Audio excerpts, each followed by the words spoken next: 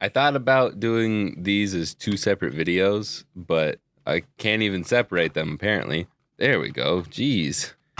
This one's only slightly yellowed, but still yellowed nonetheless. And really all I'm going to do is do the same thing I'm going to do this one. And the same thing I'm doing to all of the controllers for the video or for the charity event. Anyways, time for me to talk once again about the charity event that is happening this year, this month, January 2025, specifically Friday the 24th. I don't know why I said it like that. I only decided today that that's officially the date that we're doing the charity event. If you don't know, for the past 2 years, I guess 3, this is the third year we're doing it. I normally mod a bunch of Game Boys for the Michael J. Fox Foundation while I mod them and then sell them and give the money to the Michael J. Fox Foundation. This year, I'm doing home consoles, the Dreamcast and N64, Wii, and GameCube. And all of them are going to come with a controller. This one has some yellowing to it. It works totally fine. I think the button presses could be better. And it's obviously disgusting. So we're going to try and clean it up, de-yellow it, and yeah, that's really all we're doing to it. So let's start with taking this guy apart. And if it's anything like taking apart a Dreamcast, it's not going to be too bad. Here are all the N64 parts because that's the first one I recorded. And we're doing this one now. Just going to take it apart. And we're going to soak all of the plastic pieces in some hot soapy water like I normally do for controllers and consoles and all of things like that. And I need a longer screwdriver, apparently. Do I have one of those godforsaken screwdrivers that suck? That's a Y. Here's a Phillips. I don't even know if this is going to be a big enough bit. There we go. And can we get it? Yes, we can. There we go. And one more. Cool. Is that all of the screws, or there are some on the inside? I have never opened one of these up before. This is very interesting. Put that off to the side for a second. We've got what looks to be only two screws that are oddly on the right side of the motherboard, and that is it. Does it have Hall effect triggers too? I don't know what these are. That's cool if it is. But we are going to take this one out.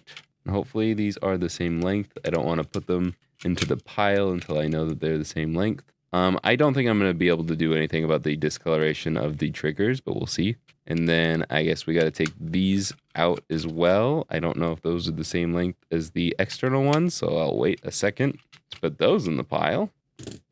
But now we can take all of that out and that screw will finally come out, maybe, somewhere. I heard it, but I don't see it. Oh, it's in the shell. Okay. Those are the same size. Cool. I don't know. I think these ones are a little bit longer than the internal ones. Nope, they're all the same. Cool. That is very nice. Thank you, Sega. Too bad you are no longer a console manufacturer. Oh, that's going to be annoying. Okay. So that, oh, I really wish I would have seen how that went in. I think the round part goes in the D-pad. If not, I might have to do some research. Oh, let's not lose it though.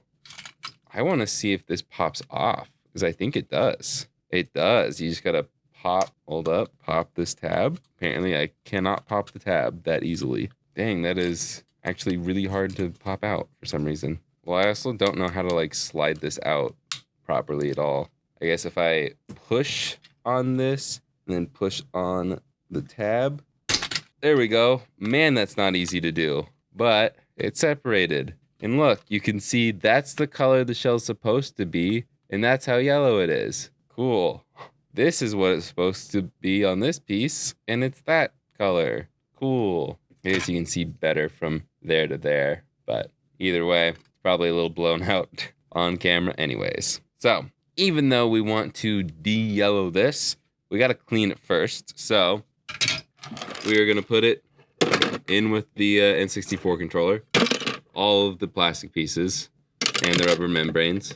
And then I can actually unplug the cable. Cool. Oh, and the stick. Can't forget the stick. That came off really easily. It's kind of scary. Okay. Well, I think I will leave this stick module alone, even though it's also yellowed. But this will definitely be washed and hopefully de-yellowed. Kind of want to see if I can put a grip on the stick, but I don't know if I can. And I think for this, I'm just going to leave it attached, leave it how it currently is. And unfortunately, these will just stay a bit more yellow, but they kind of match in their yellowness. This one's a little darker. Actually, that's quite a bit darker. Either way, I think it's going to be too complicated to try and get this out in de-yellowed. So I'm going to leave it and we'll just clean what we can on this one. But first, let's disassemble this. I'm also going to replace the battery on here. I don't think I replaced it already. No, I did not. That is an old Japanese battery. There's two? It takes two? It takes two to make a thing go right? I'm also probably not. Wait, does this screw come out? Okay, never mind. Never mind. Well, I don't know. I don't want to ruin the sticker. Nah, I don't care. Hopefully the sticker won't get ruined. I think that's a different one. So I'm going to take the extra N64 screw that we don't need and use that for my VMU screw holder. So I think these are all going to be the same length. These are very long screws for the VMU for such a small device. That's kind of wild. Okay. And oh, yep, there's a speaker in here. Oh no. I don't know if we can take this out. Can we? I don't think so. So unfortunate. Okay. Well, let's keep tearing this apart. Of course, it's a smaller bit, but we'll take these two out. So I'm not going to be able to soak the... Oh, that comes apart too? I don't like that either. Why does this come apart? Okay. We'll put those two screws over there with the metal contacts, and then we'll take that out. The little tiny buttons. Oh, sick. They're just one big rubber. They're just one big rubber membrane, and except for the D-pad. So we can do all of that as well. Just dumping that into the bucket off camera. Don't need to worry about that. And I don't... It doesn't look like I can easily remove the VMU without kind of ruining the speaker. Ah, that sucks. I can't really de-yellow this. Man. Okay, well, I'll clean this with isopropyl alcohol as best I can. But, man, this is not as cool as I was hoping it would be. All right, well, I guess I got to put this in there as well. I'll put that over there. Okay, now I'm going to go clean all of these things. I ended up cleaning all the charity event controllers at once to make things easier for me. All I do is soak all the plastic pieces in hot soapy water and then scrub it with a toothbrush after a couple hours of soaking. Then I rinse it and dry it with a towel before letting it all air dry for a while. And since I'm going to be reusing these clips for all three of these videos, I just wanted to remind you that you can get these controllers bundled with their modded consoles if you buy them during the charity event on Friday, January 24th at noon Pacific. Okay, back to the rest of the video. As for the de-yellowing of this Dreamcast controller, I just dumped a bunch of 3% hydrogen peroxide into a bucket surrounded by foil and UV lights and dropped only the necessary plastic pieces in. After about 3 days, I pulled it out and it looked one heck of a lot better. Anyways, we are going to take some isopropyl alcohol and spray this down and clean it. Toothbrush, alcohol, scrubbing. What else is new? Normally the smell of alcohol doesn't affect me too much. I can taste it. I can't really smell it, but I can taste it. So that's gross. All alcohol is gross. Okay. The back half is as clean as it'll get. Let's clean the front half up because this is arguably more important to have clean, especially because this was having some issues with button presses. So we'll make sure that this is good and clean, and we'll also make sure that the VMU slots are good and clean. The way I like to do that is spray a paper towel and then wipe down each of the contacts a bit. Try and get the residue from the membranes off as best as I can. And I mean, it's as good as it'll really get, right? And then we can put that off to the side and we'll do the VMU real quick. Now, I don't want to damage the speaker while I'm not taking all this apart. So I also don't want to damage the screen, which looks like it's soldered down. So I'm going to only use the paper towel here, wipe all of those contacts down, even though they look beautiful. I'm going to wipe the screen down because it is very dusty. You don't want to spray any liquid directly on or near a screen unless you don't care about the screen because it could damage the screen. So if you want to use a toothbrush to clean something up like this, spray the toothbrush away from the device and then you can clean with the toothbrush. And we'll get into the ports of this one, and we'll also go over the front half a little bit too. Oh no, the wire ripped off. Okay, we'll have to do a little bit of soldering today, I guess. But I'll get a little more alcohol on this and just get all up in the shell here. I'm gonna need a little bit of a longer brush here. So I'm going to get this guy out because there's some dust in this hole over here that I'm gonna try and clean up. I believe this is for like a keychain or whatever there. Okay. And then before we do the soldering, because I'll do that last just in case this other wire rips off, we'll clean the backside. I shouldn't have sprayed that directly, but it'll probably be fine because the speaker is right there. But I just saw a big hunk of plastic. I'm like, oh, I can spray this one. It'll probably be fine. If not, this will be a fun little adventure. Plus, I'm pretty sure this one just does like beeps and boops anyways. So it probably doesn't matter too much if there's some water in the speaker, as long as it actually still outputs. Okay. Now let's do that soldering. We are going to need to strip some more of that wire back. And this is a very thin wire, so I'm going to have to just do it like that. And then we can go ahead and get a little bit of flux down while our iron is heating up. We'll zoom in here. And that's a lot more solder than the factory had, but I think it'll do just fine. And I just realized my camera settings are not what they're normally at. Oops. Oh well. You live and you learn. And we can put all of this back for now. And then I'll be back in a second to put it all back together once everything is supposedly ready. Just kidding. I forgot to do this. So we're going to clean the cord up like I normally do. And as you can see by the previous one, it gets pretty disgusting. So spray the paper towel, pinch it real good, and then pull. Just pull, pull, pull, pull, pull, pull, pull, pull, pull, pull, and pull. And that is not nearly as disgusting as the N64 cable was. And I'm honestly only going to give it one pass because it was not that bad at all. And I will spray down the controller port, and we can take the toothbrush, scrub a dub, and that's about as good as it's going to get. So now I'll fast forward to when we can reassemble all of this. Okay, we've got a mess on the table here. Let's start with what I know, which I don't know any of this. We're gonna put this membrane in. Wait, no, we gotta put the D-pad in first, which doesn't go any particular way, I don't think. Oh no, there's cutouts on the sides here, but I don't think it matters beyond that. It just doesn't feel like it's fitting in. Oh no, it's just pretty loose. Okay. Then we can put the membranes over the top of it. And I actually want to do something that I didn't initially do in the N64 video, is take a paper towel, spray it with some alcohol, and then take all of the membranes and just wipe down all the black pads just a little bit. Doesn't need to be crazy. You don't want to be too aggressive because if you're too aggressive, then you might break the membrane. You might rip the pads off. That's not what you want. You just want to wipe it down a little bit. It'll make our button presses a little bit nicer. And with this, since it's so small, I'm just gonna do this. And these are probably fine anyways, because I don't know how often people actually played with these. I don't know. I didn't have a Dreamcast, so.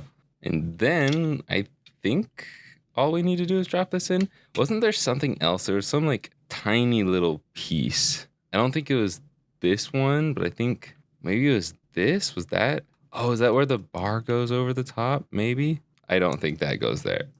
But I don't think that goes there either. Maybe I drop this in here. That makes sense. And then I don't think that goes in this. I think that goes in the actual controller. I really should have reviewed the tape before I did this. And then we should be able to just drop the motherboard in like that. And I know we had these pieces that need to go back in, but I also don't remember how those go back in.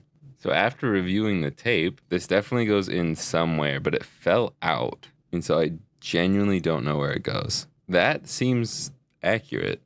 I don't know if that's where it goes, but it fit. So, and then this piece goes in like that. And that's where we screw down this smaller Phillips head right there. See, I'm getting it by looking back at my tape. And then that will drop in there with this little guy. Cool. Then we should be able to just pop that on there. And you can definitely tell that the retro brighting worked. Let's see if we can, yeah. Look how much of a difference that made. I just really wish that this wasn't like glued in the speaker, because then it could have looked so much nicer on both sides. But, oh well, good enough. I put the wrong screw in there. This is for the battery cover. The 4 long screws go in here. I remember because I was like, really? These seem really long for such a small device. And I need to use a fatter bit. I don't think we're going to be using any tri-wings, so I can put that away. And we gotta get batteries out. And since I do a lot of GameCube modding, I just happen to have a bunch of CR2032s.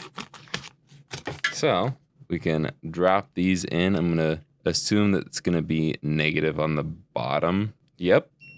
This is beeping at me. It scared the poop out of me.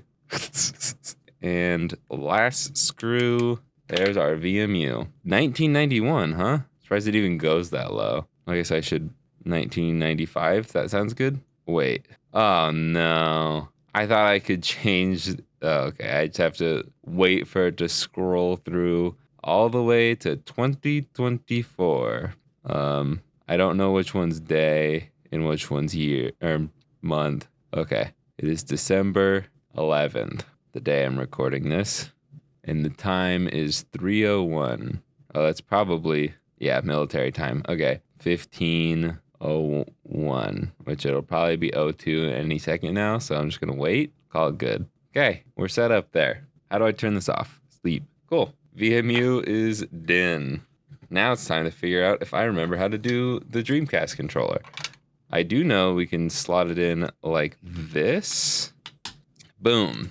This did not get as good of a job of the de-yellowing, but still a heck of a lot better than... that's actually not that far off. It's still lighter than the back of the VMU. I did not retrowrite this, so still fairly bad. But the back of this, I think, turned out great. And we can just put the buttons in. I do not remember if X is on top or if Y is on top. I'm going to say X is on the side. A is on the bottom. B is on the left. Or the right, I guess, when this is right side up. And Y doesn't exist anymore. Oh, it's right there. Cool. And then this should be this membrane, which I don't remember if I wiped that one down or not. So we're going to do that. That was too long ago. Wipe, wipe, wipe, and wipe. Then we can place it down here. We can put this on here before I forget. This didn't, it's better, but it's still not as good as I would like it to be color-wise. D-pad even has a little knockout there. And then this, I think we did wipe down the D-pad one, but I'll wipe it down again. Why not? That looks better. So put that down, put our start button in. And even though the start button doesn't get used that much, might as well wipe it down too. Since we're wiping this stuff down, I believe we just dropped this little black piece in there. Fits like a glove. Motherboard is still looking very nice. So we should be able to pop this on one way or another, like that. And we should be able to drop this in to the controller. Everything looks good there. I'm going to plug in the cord before I forget. It is keyed, so this will also only go in one way. Cool. And I don't know, just as a quick fit here. Okay, we need to wrap this around this way. Okay, I think we only put these two in here. Were there screws in this part? I know there were some internal screws. Do I just need to reference that video over and over again? Yeah, the 2 silver screws go on the actual motherboard. I don't know why it's not magnetic. And this actually doesn't hold the motherboard down at all? Oh my gosh, why are these not magnetic screws? And why am I forgetting after I immediately say they're not magnetic screws? Okay, not magnetic. There we go. Is this? Nope, still not locked in to the motherboard. Okay, are there any places that actually lock the motherboard down to the shell? My answer is no. And I also don't know. All these screws look the same. I'm going to say the shiniest looking ones are probably the ones that go in here. I'm also not exactly sure why these pieces need screws, but I also think this might get screwed down. It's gonna be like that. Does this get screwed down? I do not think so. I think we lock the wire in like that, and then we put this over top. Oh, do we lock this in first? Oh, wait, I'm figuring it out. Some of you may be screaming at your screens right now, aka screaming at me. There we go. Okay, so we need to take these two out. That makes so much more sense. I thought this was gonna be a simple one, but it really was not. Okay, now we can lock this in. No, we can't because the start membrane is not in its position. Lock this down. Okay, put this like that. This one is magnetic for who knows why. Now the motherboard is locked. Okay, now we can put this on. And maybe, nope, it needs to go the other way.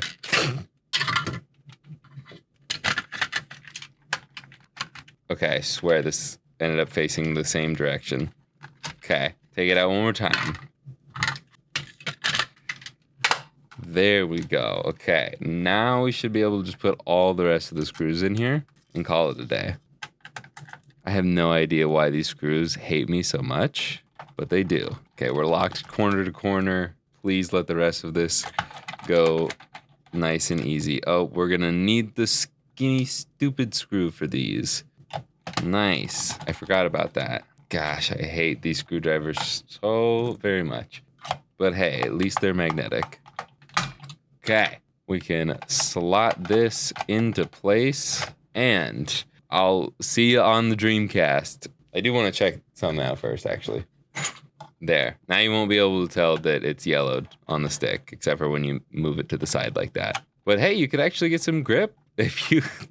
You know what? I'll include this, because why not? Okay, now I'll go see you over on the Dreamcast to test this bad boy out, because I really, really hope that this just works. Sega. I'm not even a Sega kid, and I just like hearing that. Anyways, we should be able to jump into 240p test suite. I have never done this on the Dreamcast, literally just downloaded it earlier. And now I get to see the Dreamcast logo, boot intro thing for the third time. Nice. Not licensed or endorsed by Sega. Nice. Good to get that in there.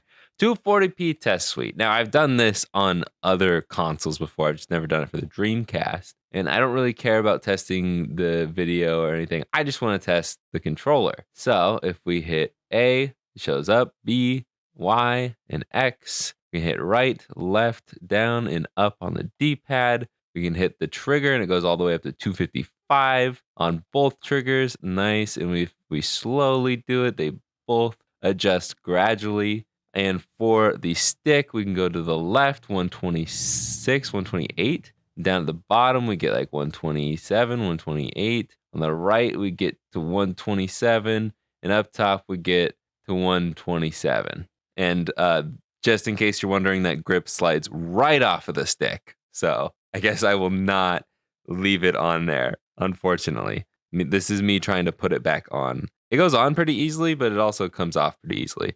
I don't know. I'll leave it on. I guess we can do start. I guess that's the S in the middle. Are there any other buttons on here? No, that's it. I don't know. Oh, you can do all 4 controllers at once. That's cool. I don't have 4 Dreamcast controllers, though. Sweet. The Dreamcast was actually a breeze. Now, I don't know if I can even test the memory card for this. Can we go back? How do we go back? Okay. VMU control. This will save the application to the VMU A0. Except, please do not remove. Software has been saved. Please detach unit and run it from the LCD. Okay. I guess I will just tell you if it works, because I don't have a camera set up right now. None of this makes sense to me, but all of the buttons seem to be doing something. So, cool. I will take that as the VMU buttons working. And obviously, the actual VMU itself is working great. But yeah, that's really about it for this one. Thank you guys so much for watching. I do not know which one of these is coming first, but just as a reminder, the reason I'm doing all of this in the month of January is for the Michael J. Fox Foundation for Parkinson's Research, the actual charity event is on January 24th at noon Pacific. 100% of the proceeds go to charity. I do not take any of the money, and I don't have to pay for anything either because of the gracious Sendigo sponsorship. So please go support the Michael J. Fox Foundation. I want to crush the amount of money that we have given them the past 2 years, and I think we can do it, especially because I don't have to pay for anything this year. It's not all out of my pocket. But no matter what, if you could just do me a favor and show up for at least a couple hours. If you can't give anything, that's fine. Just watching these videos will help so much. Share this with a friend or a family member. Get the word out. January 24th, 2025 at noon Pacific time. If you can donate, that's awesome. But all of these videos related to the charity event, all of that ad revenue goes to the charity. It goes to the pot. It goes to the bar that you will see on screen during the charity event. So please don't skip the ads. Watch all the videos and just have a good day. Thank you very much. Also, a quick reminder, I do this in January because it's my birthday. So if you're not going to get me anything for my birthday, donate to charity, specifically the charity event I'm putting on. Okay, thanks. Bye.